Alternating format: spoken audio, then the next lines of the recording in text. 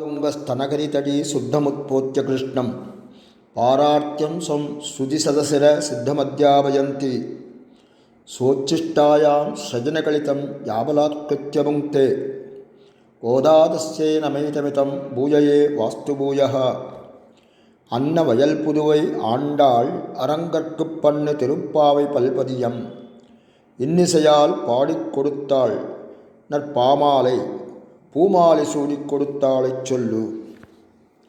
ஆண்டாள் நாச்சியார் அருளிச் செய்த திருப்பாவையிலே இன்றைய தினம் 11வது பாசுரம். கற்றுக்கறவை கணங்கள் பலகரந்து சற்றார் திரளழியச் சென்று செறி செய்யும் குற்றமொன்றில்லாத கோவலர்தம் பொற்கொடியே புற்றரவு அல்குல் புறமையிலே போதராய் சுற்றத்துத் தோழிமார் எல்லாரும் வந்து நின்முற்றம் புகுந்து முகில்வண்ணன் பேர் பாட சிற்றாதே பேசாதே செல்வப் பெண்டாட்டி நீ எற்றுக்கு உறங்கும் பொருள் ஏலோர் எம்பாவாய். அற்புதமான பாசுரம். ஆண்டாள் கோஷ்டியினர் துயிலெழுப்பும் பாசுரத்திலே இது 6வது பாசுரம். இப்பாசுரத்தில் ஆண்டாள் பூதத்தாழ்வாரை எழுப்புவதாக நயம் காட்டுவார்கள் பெரியோர்கள். இப்பாசுரத்திலே கோவலர்தம் இயல்பு மிக புகழ்ந்து உரைக்கப்பெறுகிறது. முதற்கண் கோவலர்கள் இயல்பு கூறி பின்னாலே அந்த குலத்துக்கு பிறந்த திருமணமாகாத இளம்பெண்ணை பாவை நோன்புக்கு கூவி அழைப்பது போலே பாசுரங்கள் அமைந்திருக்கின்றன. எப்படிப்பட்டவர்கள் கோவலர்கள்? அப்படிப்பட்ட நல்ல இயல்புகளெல்லாம் அமைந்திருப்பவர்கள். ரொம்ப ரொம்ப நல்லவா. அவளை பற்றி ஒரு குற்றம் ஒன்றும் சொல்ல முடியாத நல்லவர்களாக இருக்கிறார்கள். அது மட்டுமல்ல, சூதுவாது தெரியாதவர்களாக இருக்கிறார்கள். இடக்கை வழக்கை அறியாதவர்களாகவும் இருக்கிறார்கள். அவருடைய முக்கியமான தொழில் என்ன? ஆணிரை மேய்த்தலே அவருடைய முக்கியமான தொழிலாக அமைந்திருக்கிறது. அந்த கோவலர்களுடைய ஒவ்வொரு இல்லத்திலும் அந்த தொழுவங்களிலே அந்த கறவை மாடுகள் கன்றுகள் ஈன்ற பாலை பொழியும் கறவை மாடுகள் கூட்டம் கூட்டமாக இருக்கும். அந்த கறவைகளின் காம்புகளை வெறுமை தொட்டால் போகும், அப்படியே பால் சரசரவென்று வழிந்து ஓடும் அளவுக்கு அது பால் கறக்கும். இதே இந்த பால் கறப்பதையே நிச்சயமாக கொண்டவர்கள் இந்த கோவலர்கள். அதையே நம்முடைய கடமையாக நித்திய கடமையாக கொண்டு வாழ்பவர்கள். கோவலர்கள் சூதுவாது தெரியாதவர்கள்னு பார்த்தோம்.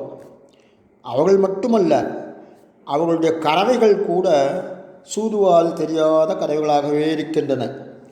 அந்த கறவைகள் பின்னாலே இவர்கள் சென்று கானகத்தை அடைந்து உண்ணும் வாழ்க்கையை உடைய இவர்கள் இந்த கோவலர்கள். அதே சமயம் தன்னுடைய நெஞ்சிலே தைரியத்தை சுமப்பவர்கள். கண்ணன் நம்மிடம் இருக்கும்போது நமக்கு என்ன குறை, என்ன பயம் என்று எண்ணுபவர்கள். அதனாலே இவர்களுக்கு எதிராக யாராவது பகைவர்கள் வந்தாலோ அல்லது பகைவர்கள் வேறு இடத்தில் இருந்தாலோ அந்த பகைகளில் இருக்கிற இடம் சென்று அவர்களை வென்று அதனை நிலைநாட்டுபவர்கள் தர்மத்தை நிலைநாட்டுபவர்களாக விளங்குகிறார்கள். அத்தகைய நெஞ்சுரத்தை பெற்றவர்கள் இந்த கோவலர்கள். இப்படிப்பட்ட கோவலர் குலத்திலே பிறந்த ஒரு இளநங்கையை ஒருத்தியை பாவை நோன்புக்கு அழைப்பதாக இந்த பாசுரம் அமைந்திருக்கிறது. அந்த இளநங்கை எப்படிப்பட்டவள் தெரியுமா? ஆண்டாள் வருணிக்கிறாள், குற்றமொன்றில்லாத கோவலர்தம் பொற்கொடியே என்று. அது மாத்திரமில்லை, புற்றரவு அல்குல் புறமையிலே போதராய் எழுந்திருப்போ. அந்த மணமாகாத இளமங்கையோ அக்கோவலர் குலத்தில் பிறந்த அழகு நங்கையாவாள். அவள் அல்குல், அவளுடைய இடை புற்றில் வாழும் பாம்பின் படம் போன்று இருக்கிறதாம்.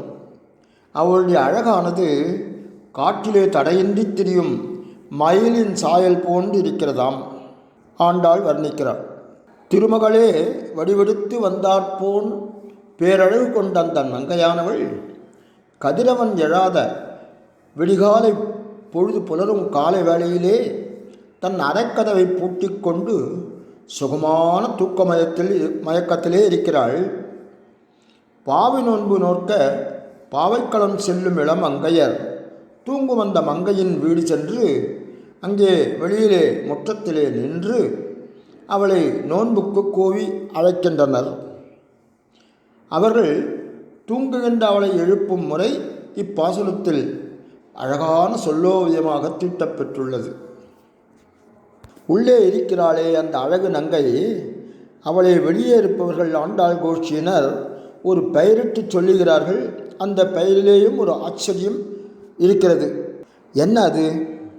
6வது வரியிலே கண்ணனை முகில்வண்ணன் என்று அழைக்கும் இந்த பாசுரத்திலே அந்த இளம்பெண்ணை எழுப்புங்கால் முகில்வண்ணனுக்கு ஒத்ததாக ஒரு பெயர் கூப்பிடுகிறார்கள்.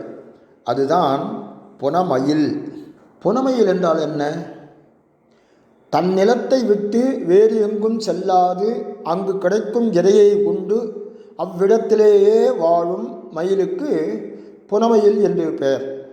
இதில் வேடிக்கை என்னென்னா, எங்கேயும் வெளியில் எங்கேயும் போகாமல் குண்டு சட்டியிலேயே குதிரை ஓட்டுன்ற அப்படி இருக்கிறது. அந்த கிராமத்துக்குள்ளேயே இருக்கிறார்கள். இருப்பிடம் வைகுந்தம் வேங்கடம் மாலிரும் சோலை என்பர் ஆழ்வாருடைய இதில் கோஷ்டியில் சொல்கிறார். இருப்பிடம் வைகுந்தம் வேங்கடம் ராமானுஜந்தாதிலே திருவரங்க தமதனார் குறிப்பிடுகிறார். நாம் இருக்கும் இடம் இருக்கிறதே அதுவே வைகுந்தம், அதுவே நாம் வெளியிலே செல்ல முடியாது இருக்கிறோம், அதனாலே அதுவே வேங்கடம், அதுவே மாலிரும் சோலை அப்படின்னு குறிப்பிடுறார். நகர வாழ்க்கையை நரக வாழ்க்கையாக கருதி இந்த பெண்ணானவள் அந்த கிராமத்திலேயே வாழ்க்கையை சொகுசாக அமைத்து கொண்டு வாழ்கிறாள். அதையே சொர்க்கபுரியாக நினைத்து கொண்டிருக்கிறாள். இந்த இடத்திலே நம்முடைய அறிவை விருத்தி செய்து கொள்வதற்காக ஒரு கேள்வி. தோகை விரித்தாடுவது ஆண்மயிலா பெண்மயிலா? உங்கள் பதிலை மனதிலே நீங்கள் நினைத்து கொள்ளுங்கள். சரியான விடையா என்று அடுத்ததாக காண்போம். தோகை விரித்தாடுவது ஆண்மயிலா பெண்மயிலா? இதுதான் கேள்வி. நீங்கள் மனதில் நினைத்திருக்கும் விடை சரிதானா என்று சரிபார்த்து கொள்ளுங்கள். இப்போது தோகை விரித்தாடுவது ஆண்மயில்தான், இதுதான் விடை. உள்ளே இருக்கும் பெண்ணை அழகான வார்த்தைகளை சொல்லி வெளியிலிருந்து இவர்கள் அழைக்கிறார்கள். பொற்கொடியே, இன்னுமா தூங்குகிறாய்? சுற்றத்து தோழிமார் எல்லாரும் ஒன்றாக திரண்டு வந்து உன் முற்றத்திலே வந்து நின்று அழைக்கிறோமே, உனக்கு இது காதிலே கேட்கவில்லையா? நாங்கள் வெகு தூரத்தில் இருந்தா உன்னை அழைக்கிறோம்? இல்லையே, உன் முற்றத்திலிருந்து தானே குரல் கொடுக்கிறோம். அது கூடவா உன் காதில் விழவில்லை? நாங்கள் எல்லோரும் ஒன்றாக கூடி நின்று கார்மேக வண்ணனை, அந்த முகில் வண்ணனை பாடி நிற்கிறோமே, அதுவும் உனக்கு கேட்கவில்லையா?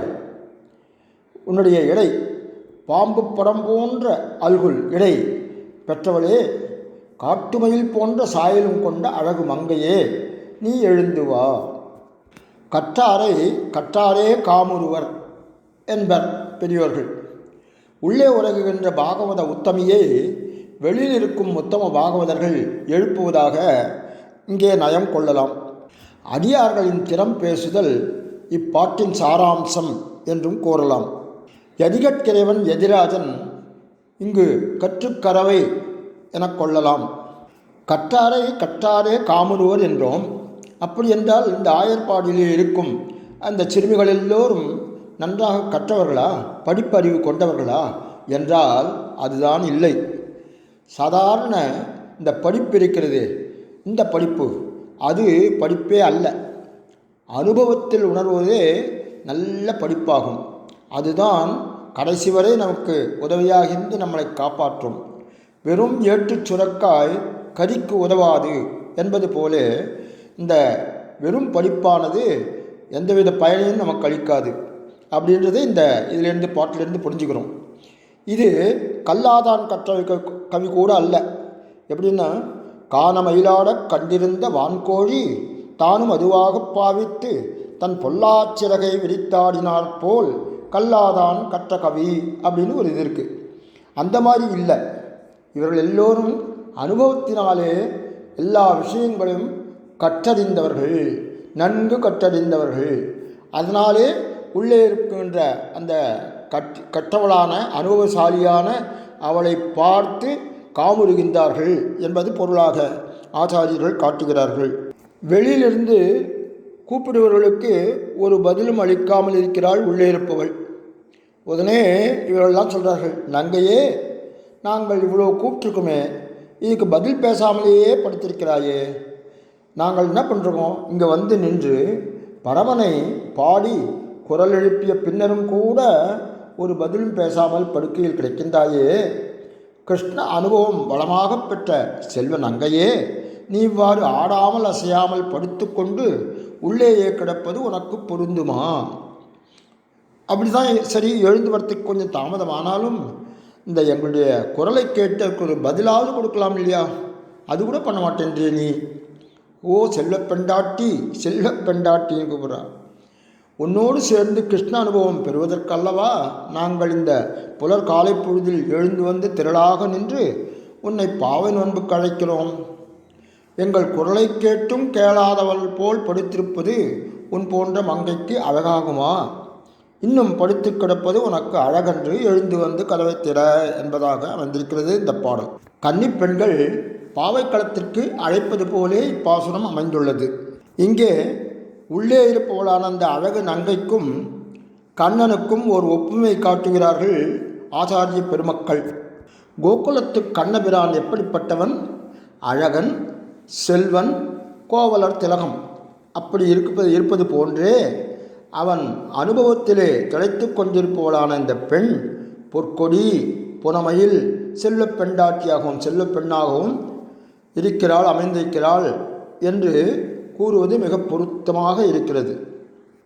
கோவலர்தம் இல்லங்களில் வளர்கின்ற பசுக்கள் எல்லாம் இப்போதுதான் முதல் கன்றியின் இளம் பசுக்கள் போலே பொலிவுடன் திகழ்கின்றனவாம். எப்படி பரமபதத்திலே பகவானின் பார்வை பெற்ற நித்திய சூரிகளானவர்கள் அந்த பார்வையினாலே 20-25 வயது இளைஞர்கள் போலே தோற்றம் கொண்டவர்களாக இருக்கிறார்களோ அதுபோல என்று ஆச்சாரியர்கள் நயம் கூறுகிறார்கள். கண்ணபிரானின் கரஸ்பர்சத்தினாலே, அது தொடுகையினாலே, கையினால் தொட்டால் போதும், கரஸ்பர்சம் என்பா, அந்த பசுக்களானது எக்காலத்திலும் இளமை கொன்றாமல் இருக்கும் தன்மையை பெற்றிருக்கின்றனவாம். அது ஒப்புமை காற்ற திருமிழிசை ஆழ்வார் தன்னுடைய சிஷ்யனான கணிகண்ணன் என்பவனை அழைத்து இந்த ஒரு மூதாட்டியை தொடச் செய்தார். அந்த மூதாட்டி வேண்டிக் கொண்டாள், எனக்கு அவள் இந்த திருமிழிசை ஆழ்வாருடைய முற்றத்திலே முன்னாலே கோலம் நித்தியமாக போட்டு வருவோலாம், அதை பெருக்கி சுத்தம் செய்து கோலம் விடுபவள். அப்படிப்பட்டவளானவள் வயது முதிர்ந்ததினால் மூதாட்டி ஆகிவிட்டாள். அப்போது அவள் நினைத்து கொள்கிறாளாம், நமக்கு இன்னும் இளமை இருந்தால் இன்னும் எத்தனை காலத்துக்கு இந்த ஆழ்வாரிடம் நாம் இந்த கைங்கரியத்தை பெறலாம் அப்படின்னு மனசில் நினச்சிக்கிறாளாம். இதை ஞானத்தினால் உணர்ந்தார் அந்த திருமிழிசை ஆழ்வார். உடனே என்ன பண்ணுறார், கணிகண்ணனை அழைத்து அந்த மூதாட்டியை தொட்டு வா அப்படின்னு சொல்கிறாராம். அவள் தலையை தொடுகிறார் கணிகண்ணன். உடனே அவளுக்கு இளமை பொங்கி வழிகிறதாம். இந்த மூதாட்டியானவள் இளம் பெண்ணாக இப்பொழுது காட்சியளிக்கிறாள். செல்வ செழிப்பு மாத்திரம் இருந்தால் போராது, வீரமும் வேண்டும். இது கல்வியா செல்வமா வீரமானு ஒரு படத்தில் காட்டுவாள், சபதம் என்ற படத்தில். அந்த மாதிரி எது சிறந்து விளங்குகிறதுனா ஒன்றுக்கொன்று எல்லாம் பிணைந்திருக்க வேண்டியது ஆனது. கல்வி, செல்வம், வீரம், இது மூன்றுமே வேண்டும். இந்த பாசுரத்திலேயும் அடைமொழிகள், அப்ஜெக்டிவ்னு சொல்கிறோமே, அந்த ஃப்ரேஸ்ன்னு சொல்கிறோமே, அந்த மாதிரியாக நிறைய மிகுந்து இருக்கிறது. உதாரணத்துக்கு பார்த்தா, கொடியே பொற்கொடியே, கோவலர்தம் பொற்கொடியே, அதே மாதிரி குற்றமொன்றில்லாத கோவலதம் பொற்கொடியே. இந்த பொற்கொடின்னு ஒரு வார்த்தை, கொடின்னு ஒரு வார்த்தையை வச்சு கொடியே, பொற்கொடியே, கோவலர்தம் பொற்கொடியே, குற்றமொன்றில்லாத கோவலர்தம் பொற்கொடியே என்றார். அந்த மாதிரியாக அழகாக அமைந்திருக்கிறது. இன்னொன்று பார்க்கலாம். கணங்கள், கறவை கணங்கள் பல கறந்து, கற்றுக்கறவை கணங்கள் பல கறந்து அப்படின்ற மாதிரி சொல்கிறார். கற்றுக்கறவை கணங்கள் பல கறந்து, ஒரு பசு இல்லை, 2 பசு இல்லை, 5 பசு இல்லை, 10 பசு இல்லை, 100 பசுக்களா, இன்னும் மேலே இருக்கிறது. பல கறந்து, கற்றுக்கறவை கணங்கள் பல கறந்து என்று அழகாக ஆரம்பிக்கிறாள் இந்த பாசுரத்தினை. புற்று அரவு, புற்றுக்குள்ளே இருக்கும் பாம்பானது வெளியிலே தலை நீட்டி பார்க்குமா போல இருக்கின்ற பாம்பு. அல்குல் என்பது இந்த பெண்ணின் இடையழகு. அது எதை ஒத்திருக்கிறதுன்னா, புற்றுக்குள்ளே இருக்கும் அரவினுடைய இடையழகைப் போலே மெலிந்து காணப்படுகிறது என்பது ரொம்ப அழகாக வர்ணனை இந்த இடத்துல. சிற்றாதே அப்படின்னா சிதறுதல், உராய்தல் இல்லாது இருப்பது. நீ எற்றுக்கு உறங்கும் பொருள் அப்படின்னும் போது, எதுக்காக நீ இந்த மாதிரி உறங்கின்றிருக்க, இதனுடைய அர்த்தம்தான் என்ன அப்படின்னு கேட்குற மாதிரியாக இருக்கிறது. இப்படியாக இந்த பாசுரம் மிக அருமையாக அற்புதமாக அமைந்திருக்கிறது. இனி இப்பாசுரத்தில் எழுப்பப்படும் ஆழ்வாரான பூதத்தாழ்வாரை பற்றி சிறிது பார்ப்போம். துவாபர யுகத்தில் தொண்டை நாட்டில் திருக்கடன்மல்லை கடற்கரையிலே, இதே இப்போ மகாலிபுரம் அப்படின்னு சொல்கிறோம், அந்த திருமால் சயன திருக்கோலத்தில் எழுந்தருளியுள்ள ஸ்தலத்திலே மல்லிகை புதரின் நடுவில் நீலோற்பல மலலிலே ஐப்பசி திங்கள் வளர்பிறையில் அவிஷ்ட நட்சத்திரத்தில் திருமாலின் படைகளில் ஒன்றாகிய கௌமோதகி என்னும் கதாயுத அம்சமாக பூதத்தாழ்வார் அவதரித்தார். முதலாழ்வார்கள் மூவருடைய அவதார தினத்தை ஸ்ரீமத் மணவாள மாமுனிகள் தன்னுடைய உபதேச ரத்ன மாலையிலே அழகாக விளக்கி காட்டுகிறார். ஐப்பசியில் ஓணம் அவிட்டம் சதயமிவை ஒப்பிலவா நாள்கள் உலகத்தீர் எப்பூயும் பேசுபுகழ் பொய்கையார் பூதத்தார் பேயாழ்வார் தேசுடனே தோன்று சிறப்பால். ஆழ்வார்கள் மூவருமே தாயின் வயிற்றில் கருவிலே உதிக்காதவர்கள், அயோனிஜர்கள் என்று அழைக்கப்படுவார்கள். அயோனிஜர்கள், யோனியிலிருந்து சம்பந்தமில்லாமல் அயோனிஜர்கள் இவர்கள். பேரொன்றும் இடப்படாதவர்கள். இவர்களுக்கு இப்பொழுது வழங்குகின்ற பொய்கையாழ்வார், பூதத்தாழ்வார், பேயாழ்வார் என்பது அவருடைய காரணப்பெயராக அமைந்திருக்கிறது அன்றி அவருடைய நிஜ பெயர் அல்ல. திருமாலையே அவர் தம் திருவடிகளையே சிந்தித்து வணங்கி வந்தவர் பூதத்தாழ்வார். உலக வாழ்வை விரும்பாது பரமனையே மனக்கோயிலில் பூஜித்து வந்தவர். தூய செந்தமிழிலே பாமாலைகள் பாடி தொழுது வந்தவர். யானே எழுபிறப்பும் தவமுடையேன் என்றும் திருமாலை செங்கண்ணெடியானை எங்கள் பெருமானை கைகூப்பி வணங்கப் பெற்றேன். ஆதலின் யானினி ஒரு குடையின் கீழ் மண்ணுலகம் ஆழ்வதையும் வேண்டேன், தேவர்க்கும் தேவனாய் தேவருலகம் ஆழ்வதையும் வேண்டேன் என்பார். இப்போ பார்த்தா தொண்டரடிப்பொடி ஆழ்வார் சொல்வது போலவே இருக்கும். தொண்டரடிப்பொடி ஆழ்வாரும் அதே மாதிரி தான் சொல்கிறோம். அரங்கத்தை விட்டு எனக்கு இந்த வானுலகத்தை சொர்க்கத்தை கொடுத்தாலும் எனக்கு வேண்டாம் என்று சொல்கிறாரே பின்னாலே, அது மாதிரியாக இவரும் சொல்கிறார். இவர் சொன்னதை தான் அவரும் ஃபாலோ பண்ணுறாரோன்மோ. பூதத்தாழ்வாரை காண்பவர்கள் எல்லாம் அவரை தெய்வ பிறவியாகவே எண்ணி வணங்கி துதிப்பார்களாம். இவரால் பாடப்பட்ட பெருமை பொருந்திய ஸ்தலங்கள்னு பார்த்தோம்னா, இந்த திவ்யேசங்கள்லாம் எது எதுன்னு பார்த்தோம்னா, திருவரங்கம், தஞ்சை, திருக்குடந்தை, திருமாலிரும் சோலைமலை, திருக்கோட்டியூர், திருத்தன்கால், திருக்கோவலூர், திருக்கச்சி, திருப்பாடகம், திருநீர்மலை, திருக்கடன்மல்லை. திருக்கடன்மலை தான் முக்கியமாக அவருடைய அவதார ஸ்தலமாக இருக்குது. திருவேங்கடம், திருப்பார்க்கடல் முதலியனவாகும். இவர் திருமாலின் மேல் 2ஆம் திருவந்தாதியாக, முதல் திருவந்தாதி, 2ஆம் திருவந்தாதி, 3ஆம் திருவந்தாதி, இதில் இவர் அருளி செய்தது 2ஆம் திருவந்தாதி, 100 பாடல்கள் கொண்டது. இவர் அருளி செய்த 100 பாசுரங்கள் 2ஆம் திருவந்தாதியிலே ஒரு பாசுரத்தை ஒரு பானை சோற்றுக்கு ஒரு பதம் என்பதா போலே ஒன்றை மட்டும் பார்ப்போம். பார்த்து இதனை முடிப்போம். திவ்ய தேசத்து எம்பெருமான்கள் மீது அளவில்லாத பற்று கொண்டவர். குறிப்பாக வேங்கடத்தின் மீது இவருடைய பற்றுதல் அதிகமாக இருப்பதையும் இந்த பாசுரங்களிலே காணலாம். இவருடைய பாசுரங்களிலே இரண்டாம் திருவந்தாதியிலே 28வது பாசுரம். மனத்துள்ளான் வேங்கடத்தான் மா கடலான் மற்றும் நினைப்பரிய நீள் அரங்கத்துள்ளான் எனைப்பலரும் தேவாதி தேவன் எனப்படுவான் முன்னொருளால் மாவாய் பிளந்த மகன் அப்படின்னு இந்த பாசுரம். இந்த பாசுரத்திலே முதல் 3 இடத்தை பிடித்த பெருமாள் யாராரு? முதல் இடம் ஸ்ரீ வெங்கடாதிரி பெருமாளுக்கு, 2வது இடம் ஸ்ரீரங்கநாதனுக்கு, 3வது இடம் தேவாதி தேவராஜனுக்கு என்று காட்டுகிறார். நம்முடைய பிராதசந்தியா வந்தனத்திலேயும் 3 பேரை குறிப்பிடுகிறோமே. அதில் முதல்ல இவர் சொல்கிறது ஸ்ரீ வெங்கடாத்ரி சிகராலய காலமேகம், 2வது ஸ்ரீரங்க மங்களநிதிம் கருணாநிவாசம், 3வதாக ஸ்ரீ அஷ்டசைல சிகரோஜ்வல பாரிஜாதம். இந்த மூவருமே கண்ணனெம்பெருமானுடைய உருக்கள் தான். அந்த கண்ணன் யாரு? முன்னொரு நாள் மாவாய் பிளந்த மகன் அவன் என்று பேசுகிறது இந்த பாசுரம். பூதத்தாழ்வாருடைய கீர்த்தியையும் அவர் அவதரித்த கடல்மல்லை அந்த தலத்தினுடைய பெருமையையும் திருக்குறுகைப்பிரான் பிள்ளான் என்பவர் ஒரு தனியனாக அருளி செய்திருக்கிறார். அந்த தனியன் கூறுவது, என் பிறவி தீர இறைஞ்சினேன் இன்னமுதா அன்பே தகலி அளித்தானை நன்புகழ் சேர் சீரத்தார் முத்துக்கள் சேரும் கடல் மல்லை பூதத்தார் பொன்னங்கழல். இத்துடன் இன்றைய பாசுரத்தை நிறைவு செய்வோம். ஆண்டாள் திருவடிகளே சரணம். ஆழ்வார் எம்பெருமானார் ஜீயர் திருவடிகளே சரணம். ஆச்சாரியன் திருவடிகளே சரணம்.